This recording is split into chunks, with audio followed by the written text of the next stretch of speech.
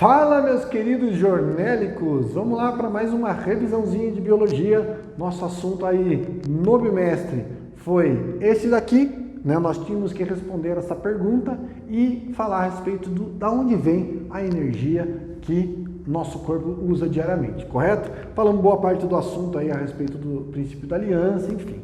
Galera, antes de mais nada, pega um material, usa lá aqueles estabilos que você comprou no início do ano, que até agora você não usou direito, faz uma anotação bem fera aí a respeito disso, porque quanto mais você anotar, é mais um reforço, né, para a assimilação do conteúdo que o seu cérebro faz. Lembrando que rever a matéria é o que faz definitivamente você fixar a matéria. Então, quanto mais você ver o assunto, melhor, ok? Faça a vista do vídeo, dá uma olhadinha na tua apostila, na hora de estudar, o assunto vai começar a ganhar forma para você. Descansa bem, come bem, para a gente poder ter o melhor resultado possível na sua prova, beleza?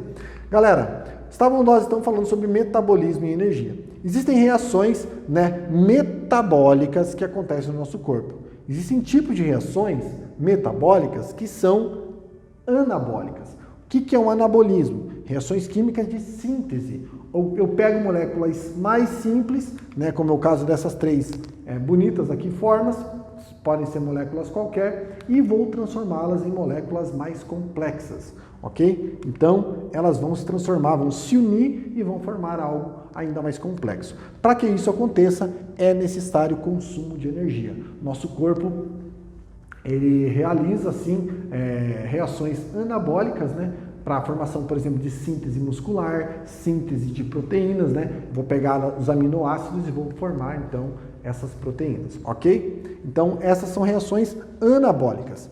Moléculas mais simples e moléculas mais compostas.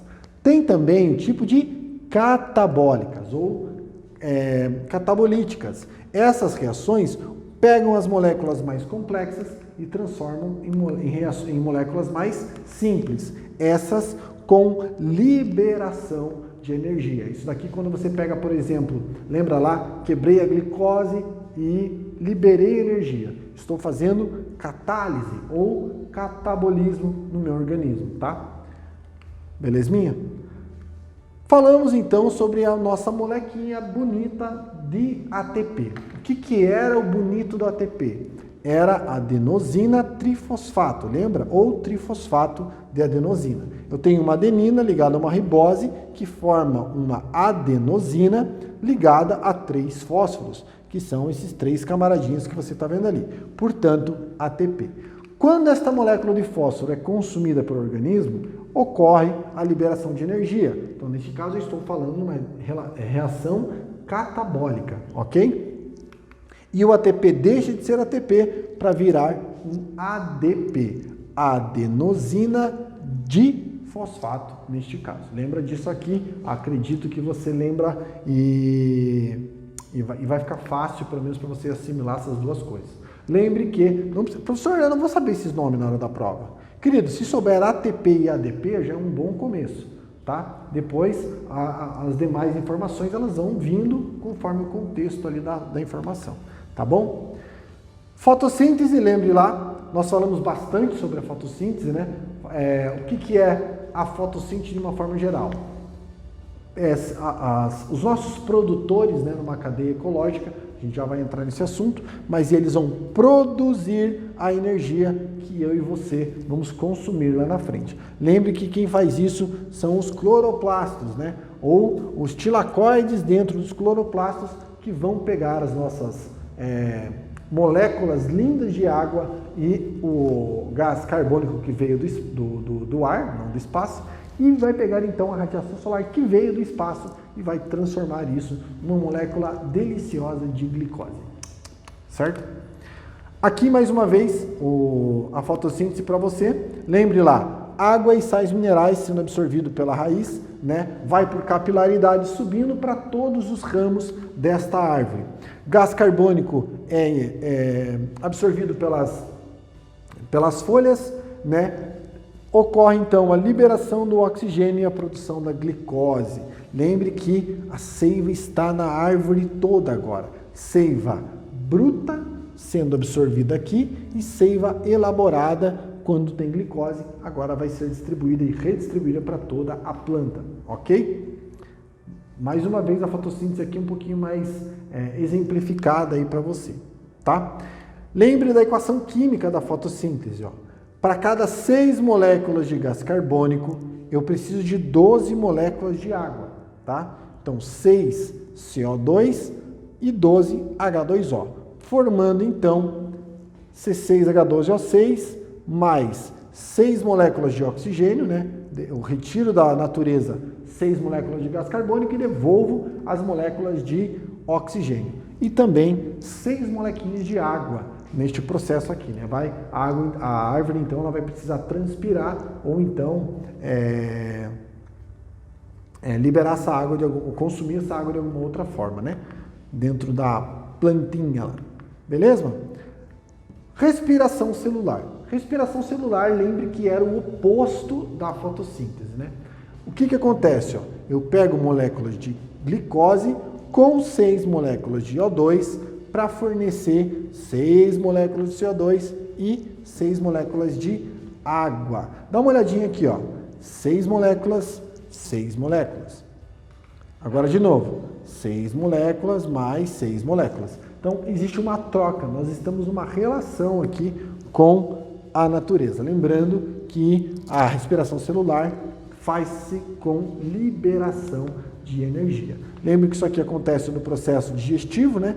A gente vai pegar o carboidrato que você usa da sua alimentação, esse oxigênio vem da sua respiração pulmonar, essa fungada que você deu aí do tipo, ai Deus, não sei de nada, você acha que não sabe de nada, né?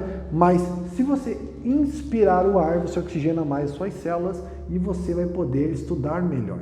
Então a dica, se arruma na cadeira agora que você está tudo troncho aí, dá uma arrumadinha, alinha o seu cérebro, o fluxo, arruma seu cérebro também, né? Mas arruma a sua coluna, alinha ela para a circulação fluir melhor e você nutrir melhor o seu cerebrinho aí também. Essa molécula de CO2 será eliminada na respiração, a nossa água será utilizada no próprio metabolismo celular e a energia fica armazenada então nas nossas moléculas em formato de ATPs. Nesse caso aqui ela está sendo liberada porque nós estamos fazendo a tal da respiração celular. Lembrando que a respiração celular tem três fases. Primeira delas, glicólise. O que a glicólise faz? A glicólise pega uma molécula de glicose e vai transformá-la no piruvato, né? São 2 molequinhas de ácido pirúvico, né? Que vão estar aonde? Não acontece no interior da mitocôndria. Essa acontece no citosol. É aquela parte da célula onde as estruturas ficam ali, as organelas celulares ficam se locomovendo por ali, ok? 2 moléculas de ATP e não precisa de oxigênio para acontecer. Então eu tenho, na ausência de oxigênio, a formação de 2 ATPs. Depois vem a segunda fase, ciclo de Krebs, ou então ciclo do ácido cítrico. Ciclo de Krebs é um nome muito mais legal, então decora só esse, ok? Reações químicas por meio de enzimas específicas. Lembre que o acetil-CoA ele é liberado. O que acontece basicamente nessa etapa, tá? Enzimas específicas atuam sobre aquela molécula de piruvato, né? Essa estruturinha que foi formada na primeira fase. Então, na segunda, essas enzimas atuam liberando o quê? A matéria-prima para a terceira etapa, tudo bem? Essa daqui também fornece 2 ATPs e acontece com a presença de oxigênio. Eu juro para você que tem alguma coisa escrita aqui, tá? Você não está vendo, mas está escrito sim. Depois você vai conferir lá. E por fim, a última etapa da nossa respiração celular, que é a cadeia respiratória, né? Transporte de elétrons por proteínas transmembrana ocorre nas cristas mitocondriais. Essa daqui também já acontece dentro da mitocôndria, tá? Essa daqui no interior da mitocôndria, dentro da mitocôndria. Já vou explicar o porquê disso. Essa daqui fornece incríveis de 32 a 34 moléculas de ATP para o funcionamento do seu corpo. Olha que coisa incrível. E acontece também na presença de oxigênio, ou seja, é necessário o oxigênio para que ela venha acontecer. Vamos pegar aqui e fazer uma recapitulação com você. Lembre que você tem uma célula, certo? Você tem o núcleo da célula. Aqui você tinha uma mitocôndria. Esta primeira fase, a glicólise, que é a glicose sendo transformada em piruvato e liberando 2 ATPs, acontece nesta parte aqui, ok? Eu estou falando do citosol, dessa região.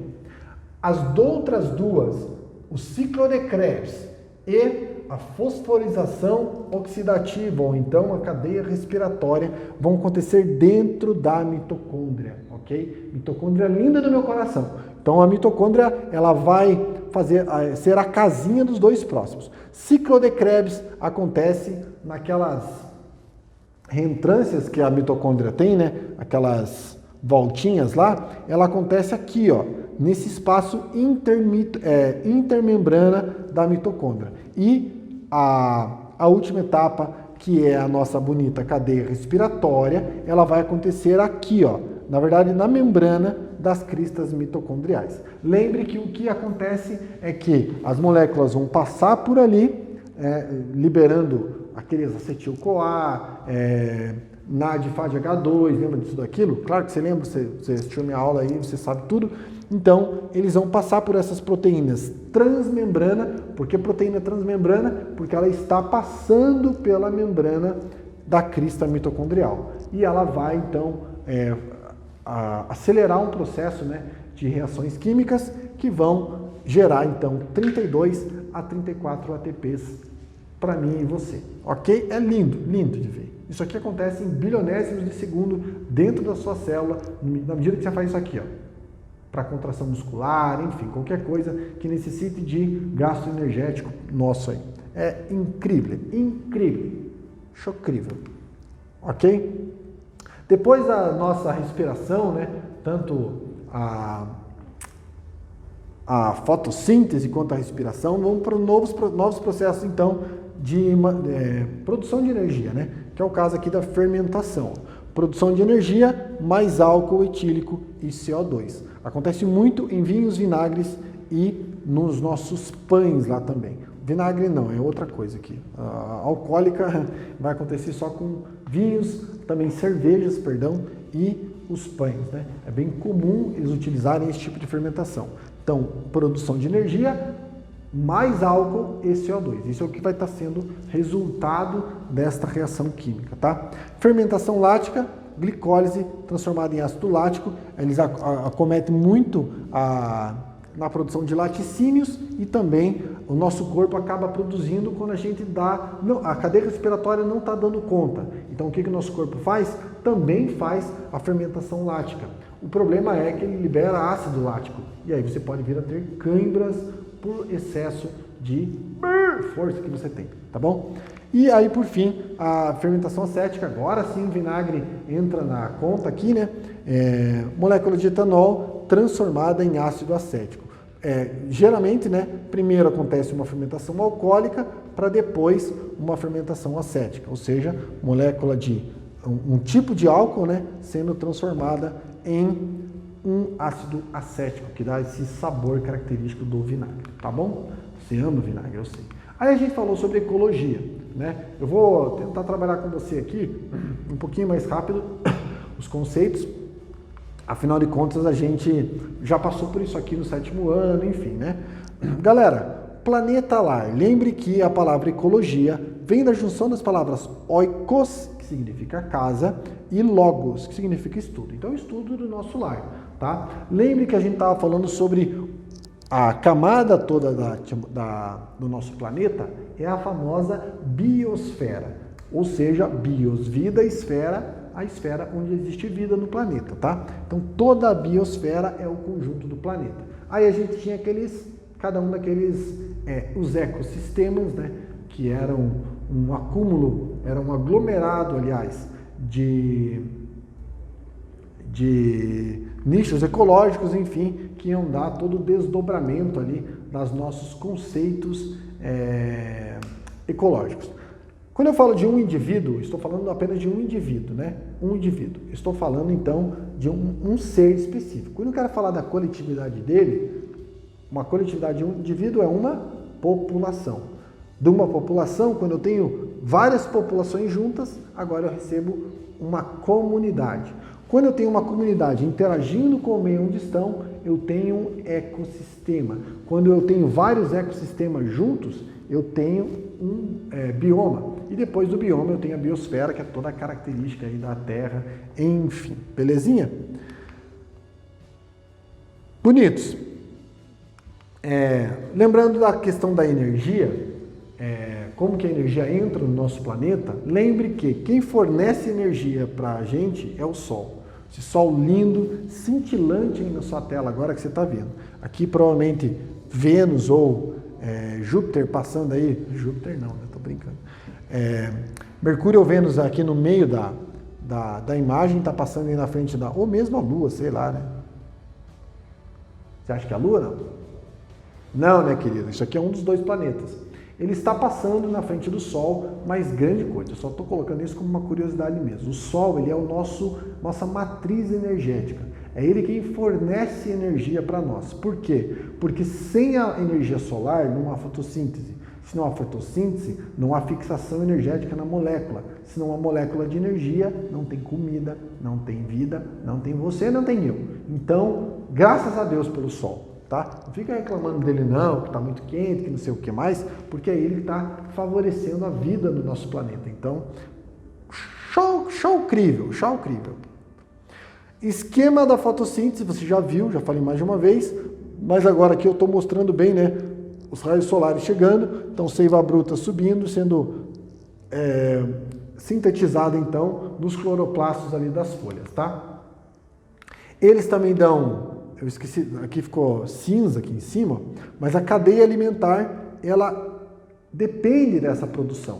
Por quê? Porque esse cara é conhecido como produtor, você lembra?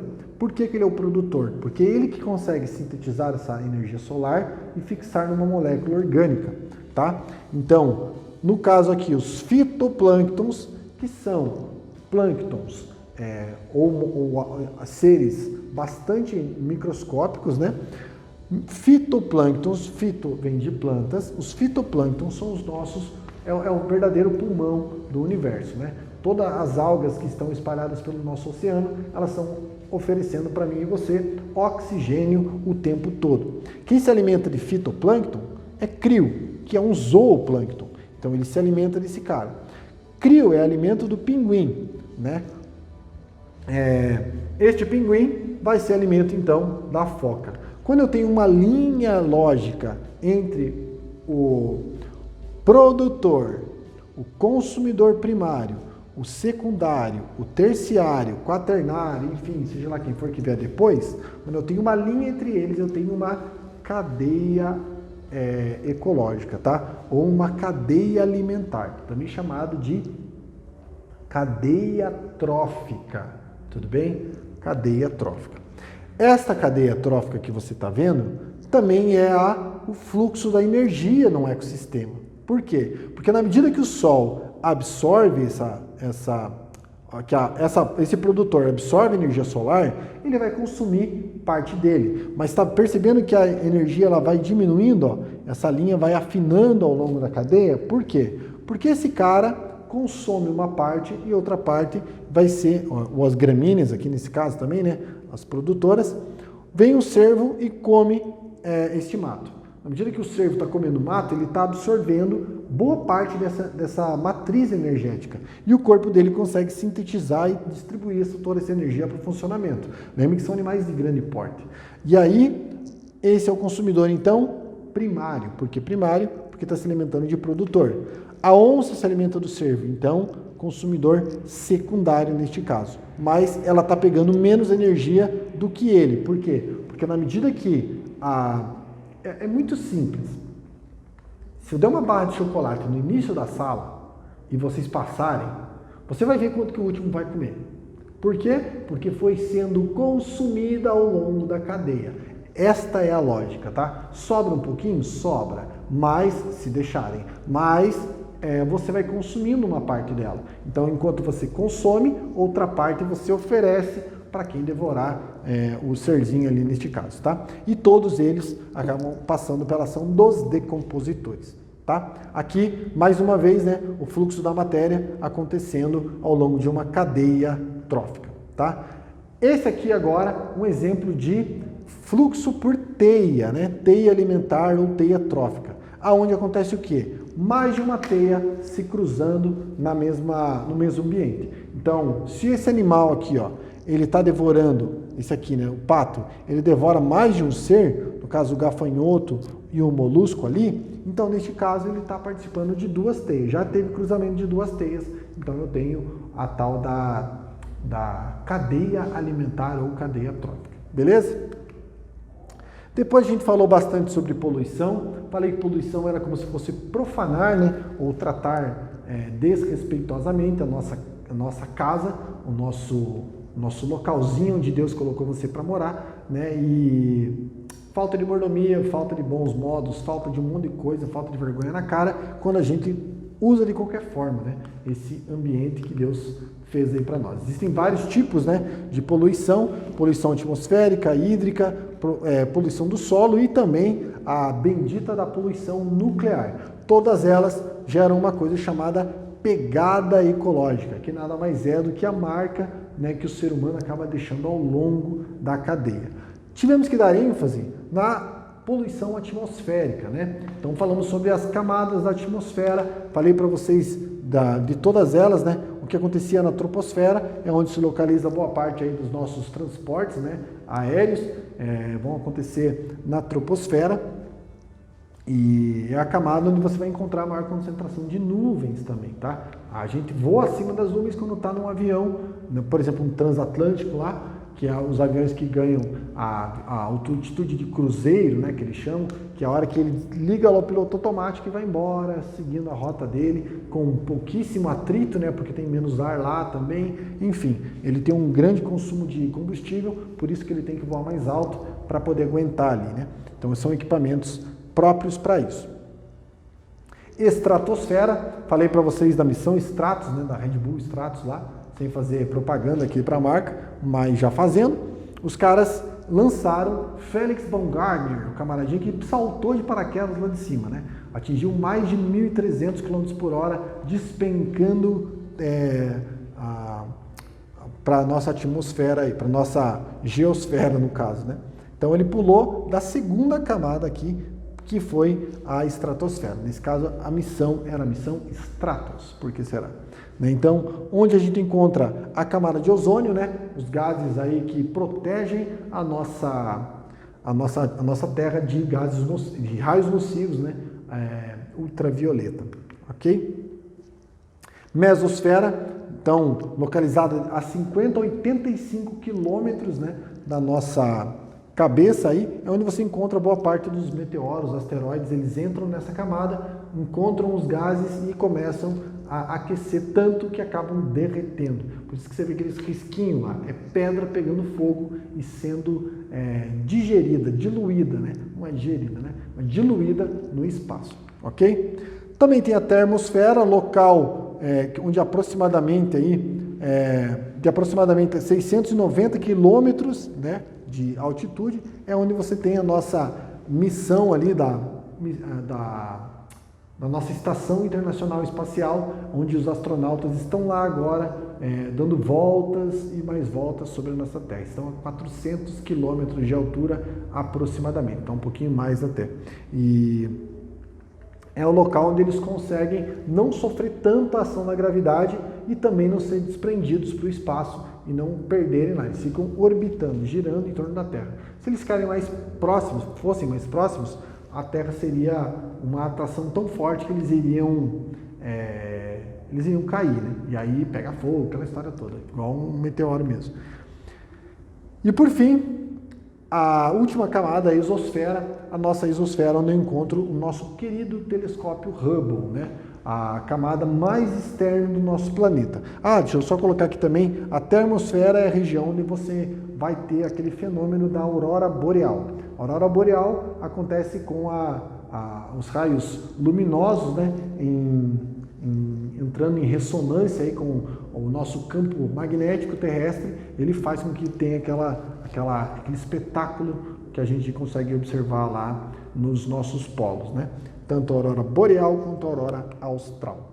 E a NASA então lançou esse telescópio aí, por quê? Porque é a camada mais externa da Terra, eles conseguiram deixar esse telescópio orbitando o nosso planeta e esse cara não tem todas essas linhas de camada de gases fazendo interferência nas suas imagens. Então ele faz imagens muito feras do espaço e vida que segue. Beleza?